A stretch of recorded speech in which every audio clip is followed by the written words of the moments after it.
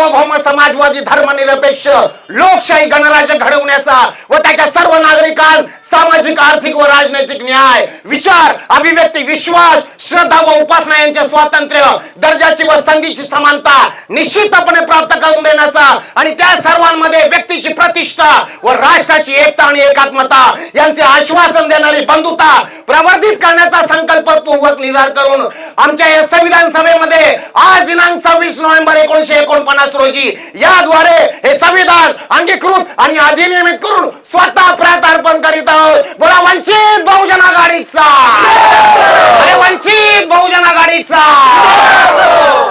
हा अधिकार जो आहे तो आम्हाला संविधानाने दिलेला आहे. अभिव्यक्ती स्वातंत्र्याचा अधिकार आम्हाला आहे, लक्षात ठेवा. समता स्वातंत्र्य बंधुता आणि म्हणून सांगतो वंचित बहुजन आघाडी शिवाय पर्याय नाहीये, हे लक्षात ठेवा. वंचित बहुजन आघाडी एक दिवस सत्तेत येणार म्हणजे येणार. अरे आम्ही रक्ताचं पाणी करू पण वंचित बहुजन आघाडीला सत्तेमध्ये आणू म्हणजे आणू. बोला वंचित बहुजन आघाडीचा, वंचित बहुजन आघाडीचा.